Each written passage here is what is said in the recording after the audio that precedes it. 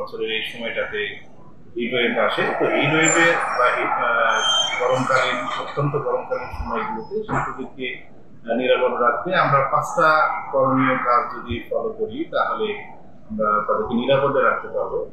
আর একটি হচ্ছে যে সময়টি সবচেয়ে বেশি তাপমাত্রা থাকে বা রোদের প্রকোপটা যে সময়টা বেশি থাকে এই সময়টা আমরা আমাদের শিশুদেরকে ঘরে রাখবো, নিরাপদ জায়গায় রাখবো, যেখানে ছায়াযুক্ত স্থানে রাখবো এবং তাদেরকে বেশি পরিশ্রম করে এমন কোনো খেলার সাথে যুক্ত রাখবো না।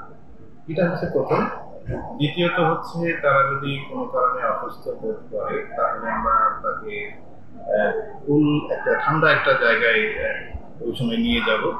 সবচেয়ে ভালো হচ্ছে যদি কোনো সামর্থ্য না থাকে তাহলে ফ্যানের নিচে রাখা, যদি থাকে সে তাহলে এসি রুমে রাখা, হ্যাঁ, এবং তাকে পর্যাপ্ত পানি পান করানো। এবং পানি পান করানো মানে এই না যে ঠান্ডা পানি পান করাতে হবে, আমাদের স্বাভাবিক তাপমাত্রা খাবার এবং পানি এগুলো খাবে।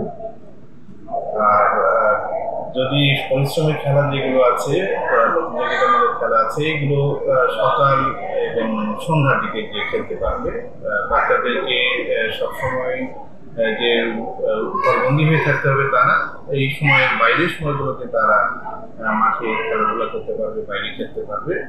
তবে যদি কারো এরকম হয় যে ঘর ঠান্ডা রাখার 24 ঘন্টায় কোনো ব্যবস্থা নেই, তাহলে তাদের প্রতি একটি নির্দেশনা হলো যে সময়টা অত্যন্ত গরম থাকে সেই সময়টা যে জায়গাগুলোতে ঠান্ডা থাকা যায়, কিছু পাবলিক জায়গা থাকে, সেরকম জায়গাতে 2 থেকে 3 ঘন্টা অবস্থান করা।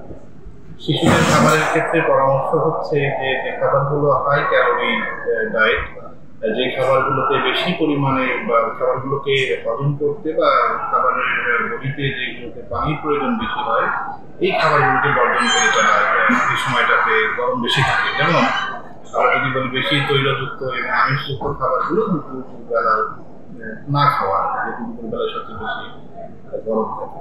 এছাড়া শিশুদেরকে এমন কোনো জায়গায় খেতে না দেওয়া যে জায়গাগুলোতে আমাদের হয় কি যে আমরা গাড়ি রাখি, যেমন তার মধ্যে তাপে কিন্তু গাড়িতে কিছু দুর্ঘটনা ঘটে, যেহেতু বায়ু থাকে চাকার মধ্যে, এটা বাস্ট হওয়ার একটা ঝুঁকি থাকে। এই জন্য সংস্থা বলছে যে জায়গাগুলো পার্কিং এরিয়া, সেই এরিয়াগুলোতে শিশুদেরকে যেতে না দেওয়া বেশি গরমের সময়টা। তাছাড়া পর্যাপ্ত পানি পান করা এবং অসুস্থ বোধ করলে ডাক্তারের পরামর্শ নেওয়া সর্বোপরি। এই আমার পক্ষ থেকে আমি মনে করি যে বিশ্ব স্বাস্থ্য সংস্থার যে 5টি বিষয় উল্লেখ করলাম এর মধ্যে যদি আমরা এই বিষয়গুলোকে যদি মেনে চলি তাহলে শিশুদেরকে আমরা নিরাপদে রাখতে পারবো।